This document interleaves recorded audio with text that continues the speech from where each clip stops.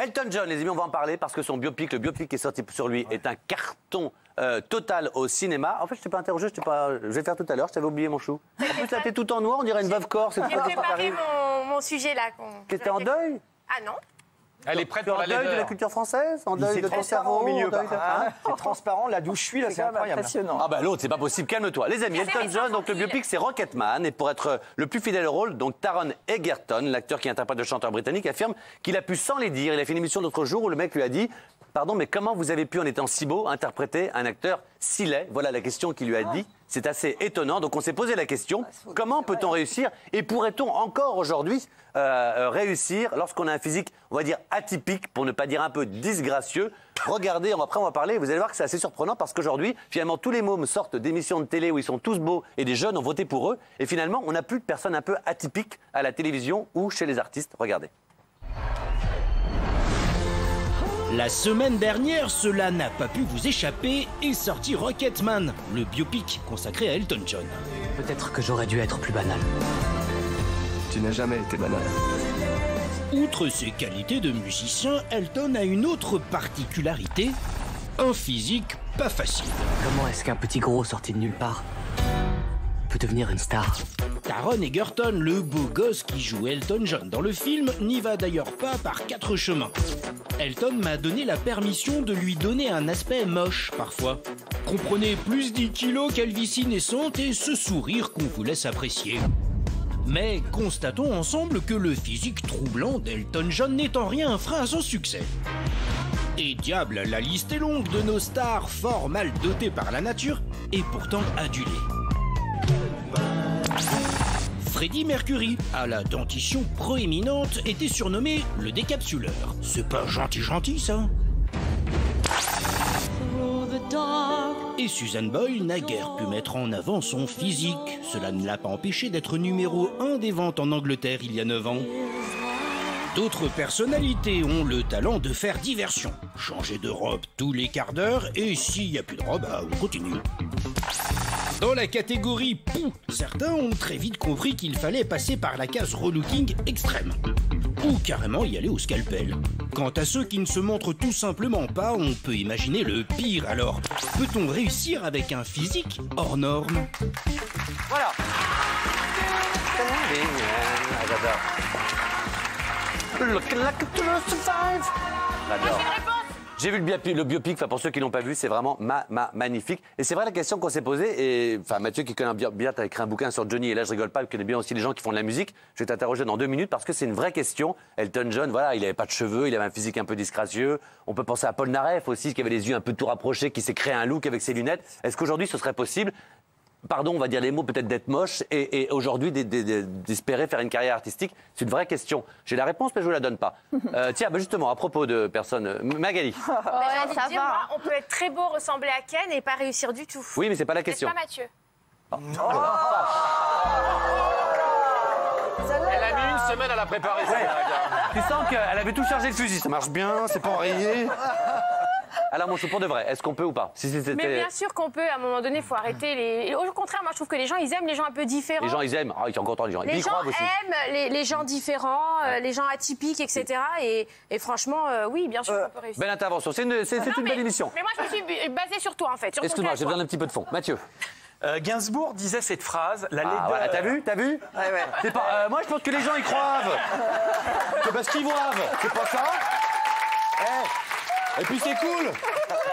Mathieu, Nietzsche, en page 8 de la... Non mais, vas-y. Alors, Gainsbourg disait cette phrase, la laideur est supérieure à la beauté parce qu'elle dure. Elle dure, ouais. Ouais. Parce qu'elle ne disparaît pas avec le temps. Oh là, la joute verbale des intellectuels. Vous arrêtez là. Oui. Je vais vous dire, je pense qu'aujourd'hui, il est peut-être très difficile d'être très beau et de faire carrière. Dans la musique, j'ai pas d'exemple de personne réellement très belle personne qui a fait une carrière très grande. J'en ai pas. Parce que les gens sont atypiques. On s'écoute, les amis. Johnny Hallyday, il est sublime, c'est un homme Ok, magnifique. merci. Faut vraiment que tu arrêtes de parler, moi.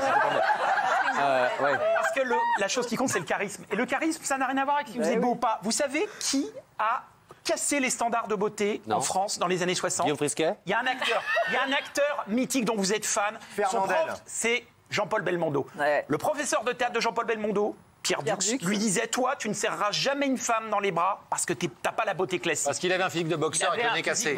Et il a défoncé tous les standards. Suite à lui, on a pu avoir des gens un petit peu différents. J'entends Mathieu, mais quand vous voyez qu'à l'époque, on le voit dans le film, les mecs arrivaient avec plein de textes, ils allaient voir le patron d'Universal, tout ça à l'époque, il y avait Barclay, ils montraient leurs textes, le mec disait chante, c'est bien, c'est pas bien, je te donne une chance. Je pense qu'aujourd'hui, le mec le plus talentueux du monde, qui est moche, il arrive dans une maison de disques, il dit oh regardez, je sais très bien chanter.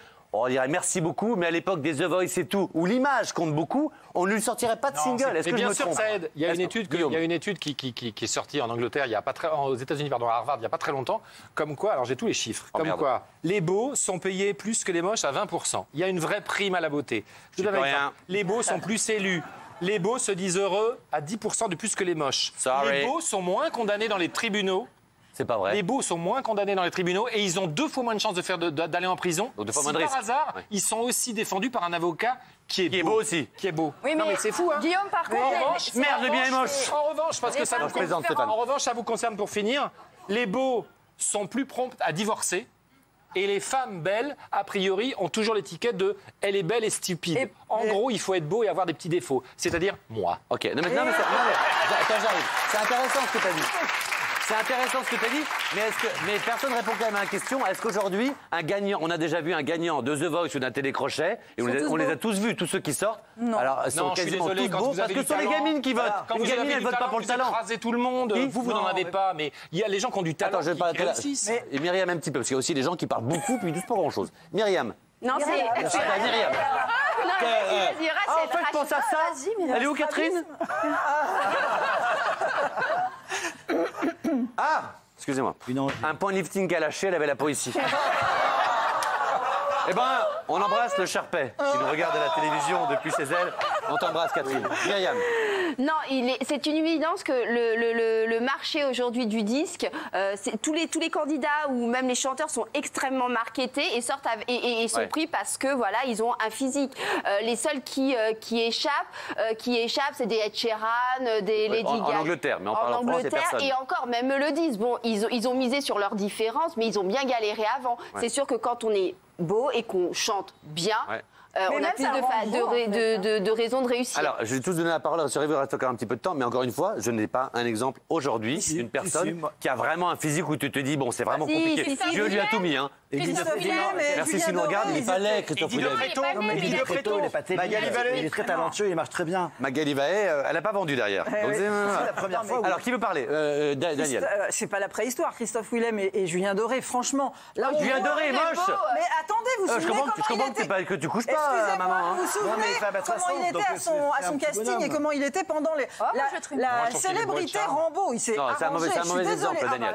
Non, la nouvelle star, il était cadeau. Les amis, pas tous ensemble. On parle d'Elton John qui lui-même se décrivait, c'est pas moi. Il disait un petit gros avec des lunettes, des culs de bouteille, chaud à 23 ans. Enfin, il est chou, mais enfin, on dirait, c'est plus, je crois. Il vend des disques, il fait pas des films, justement. Donc il faut mais il en vend maintenant. Quand tu arrives et que tu te dis, voilà, j'étais comme ça, tu étais un peu gros, t'as des lunettes, tu perds tes cheveux, tes machins devant un patron de disques et que tu lui dis, je vais être une star sur scène et qu'on paye pour venir me voir, c'est pas évident. Mais c'est pour ça qu'il a développé son excentricité. Toi et regardez ce qui était, par exemple, pardon. C'est pour ça qu'il, d'ailleurs, il est très excentrique et on voit très bien son cas à lui, Lady Gaga. En fait, toutes ces personnes qui ont un physique un peu atypique vont basculer dans l'excentricité pour faire diversion. Oui, ils se font un look. Lady Gaga, Paul Naref et tout ça. Parce que les maisons de disques aujourd'hui, si quelqu'un arrive avec une voix sublime, qui joue très bien du piano, qu'il est super, etc. Si le type est pas terrible, je suis désolé, aujourd'hui, quand même, on le voit autour de cette table, les gens peuvent un peu tricher sur leur physique, s'améliorer, mettre des faux cheveux. Oui. Et je vais même vous dire un truc, dans The Voice, ils sont là, ils entendent une voix, ils se retournent, parfois c'est horrible quand tu regardes les yeux, ils font... Et tu vois dans les yeux et merde. Et comme par hasard, le battle d'après, il le met contre un mec hyper doué. Et puis il dit, les deux ont du talent, mais toi qui es moche, toi qui es... je ne vais pas te garder dans mon équipe. C'est un peu vrai, ils écartent un peu les moins beaux.